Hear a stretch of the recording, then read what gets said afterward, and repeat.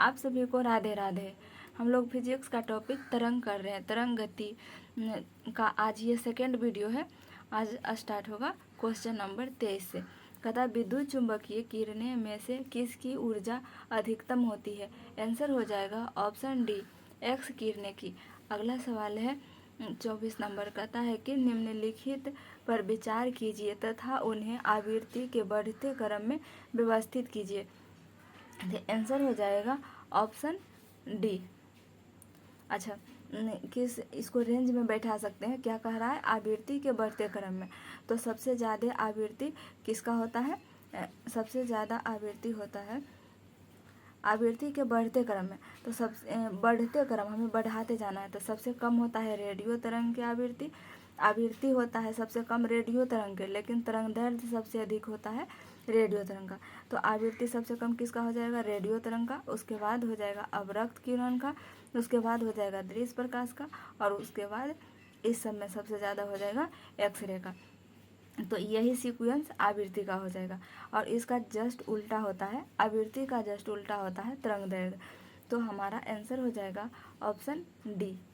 अगला सवाल है 25 नंबर। कहता है कि माइक्रोवेव में विद्युत चुंबकीय तरंगें होती है जिनकी सीमा आवृत्ति है।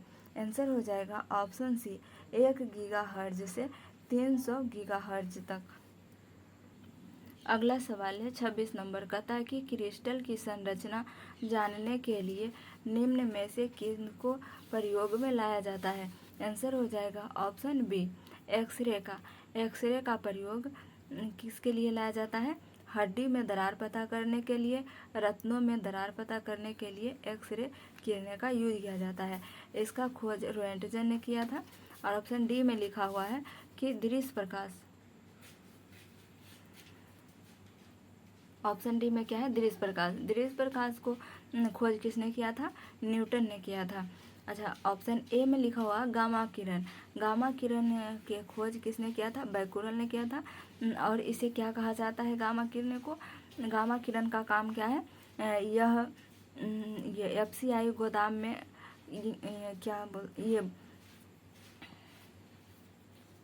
एफसीआई गोदाम में कीटाणुओं को मारने के लिए गामा किरण का यूज किया जाता है। और गामा किरण का इस्तेमाल किया जाता है हड्डी को छेदने में भी गामा किरणें का इस्तेमाल किया जाता है। उसके बाद है यूवी किरणें, यूवी रे यानी पराबैंगनी किरणें। इसका खोज किसने किया था? रिटर ने किया था। इसका यूज है पानी को साफ करने में यूवी किरणें का इस्तेमाल किया जाता है। आरओ वाटर में, ये आरओ में किसका प्रयोग किया जाता है? यूवी किरणें का। और यह यूवी किरण जो है पराबैंगनी किरणों को पृथ्वी पर आने से रोकता है। यह काम हो गया यूवी के, अल्ट्रा वायलेट रे। उसके बाद है अगला सवाल, हमारा आंसर हो जाएगा ऑप्शन बी, एक्सरे। अगला सवाल है 27 नंबर। कहता है कि एक रडार जो शत्रु के वायुयान की उपस्थिति का पता लगाता है प्रयोग करते हैं। आंसर हो जाएगा ऑप्शन बी, रेडियो तरंगे। अगला सवाल है 28 नंबर। कहता है सुदूर संवेदन तकनीक में निम्न में से किसका प्रयोग होता है? आंसर हो जाएगा ऑप्शन डी, विद्युत चुंबकीय रेडियो तरंगे का। अगला सवाल है 29 नंबर। कहता है जब समताप मंडल में ओजोन का अवक्षय होता है तो पृथ्वी के धरातल पर पतित किरण की तरंगदैर्घ्य कितनी होगी? आंसर हो जाएगा ऑप्शन बी, 10⁻⁷। यह आंसर हो जाएगा ऑप्शन बी। अगला सवाल है 30 नंबर।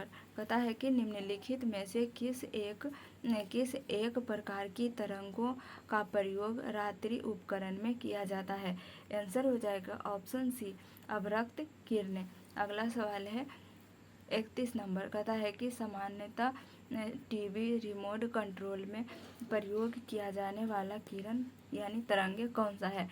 तो आंसर हो जाएगा ऑप्शन सी, अवरक्त विकिरण। अवरक्त को ये रिमोट में प्रयोग किया जाता है। अगला सवाल है 32 नंबर। कहता है कि टेलीविज़न के दूरस्थ नियंत्रण के लिए किस प्रकार के विद्युत चुंबकीय विकिरण का उपयोग किया जाता है? आंसर हो जाएगा ऑप्शन ए, अवरक्त विकिरण। आंसर क्या हो जाएगा? Option A. अगला सवाल है 33 नंबर। कहता है कि कौन सा विद्युत चुंबकीय विकिरण टेलीविजन के दूरस्थ नियंत्रण के लिए प्रयोग में लाया जाता है? आंसर हो जाएगा अवरक्त। अगला सवाल है 34 नंबर। कहता है एक टीवी सेट को चलाने के लिए निम्नलिखित में से किस एक का टीवी रिमोट नियंत्रण इकाई द्वारा प्रयोग किया जाता है? आंसर हो जाएगा ऑप्शन डी, रेडियो तरंगे। अगला सवाल है 35 नंबर। कहता है कि दूर संचार के लिए प्रयुक्त तरंगे है? आंसर हो जाएगा ऑप्शन डी, माइक्रोवेव। अगला सवाल है 36 नंबर। कहता है कि वाहक यानी रेडियो तरंगे पर किसी सूचना के अध्यारोपण की प्रक्रिया को क्या नाम है? आंसर हो जाएगा ऑप्शन बी, मॉड्यूलेशन। अगला सवाल है 37 नंबर। कहता है कि क्या कहता है कि आवृत्ति मॉड्यूलेशन एफएम रेडियो वेव्स के बारे में सही नहीं है। कौन सा एफएम रेडियो के बारे में सही नहीं है? तो पढ़ते हैं। पहला में दिया हुआ है कि आवृत्ति मॉड्यूलेशन की आवृत्ति रेंज आयाम मॉड्यूलेशन से कम होता है, तो ये गलत हो जाएगा। कम नहीं, अधिक होता है, तो पहला ऑप्शन ही गलत हो जाएगा। और ऑप्शन बी में लिखा है कि इसमें आयाम और कला नहीं बदलती, तो ये सही है। ऑप्शन सी में है कि इसका आविष्कार एडविन आर्मस्ट्रांग ने किया था, तो ये भी सही है। और ऑप्शन डी में लिखा है कि इसकी बैंडविड्थ आयाम मॉड्यूलेशन से ज़्यादा होती है, तो ये भी सही है। ऑप्शन ए गलत हो जाएगा। अगला सवाल है 38 नंबर। कहता है कि एफएम प्रसारण सेवा में प्रयुक्त होने वाले आवृत्ति बैंड का प्रसार होता है? आंसर हो जाएगा इसका ऑप्शन डी, 88 से 108 मेगाहर्ट्ज। अगला सवाल है 39 नंबर। कहता है एक रेडियो स्टेशन से 30 मीटर बैंड पर प्रसारण प्राप्त होता है। इस स्टेशन द्वारा प्रेषित वाहन तरंगों की आवृत्ति है? आंसर हो जाएगा ऑप्शन सी, 10 मेगाहर्ट्ज। आंसर हो जाएगा ऑप्शन सी, 10 मेगाहर्ट्ज। अगला सवाल है 40 नंबर। कहता है पृथ्वी के वायुमंडल में आयन मंडल कहलाने वाली परत रेडियो संचार को सुसाध्य बनाती है, क्योंकि ओजोन की उपस्थिति रेडियो तरंगों को पृथ्वी की ओर परावर्तित करती है, तो ये गलत हो जाएगा।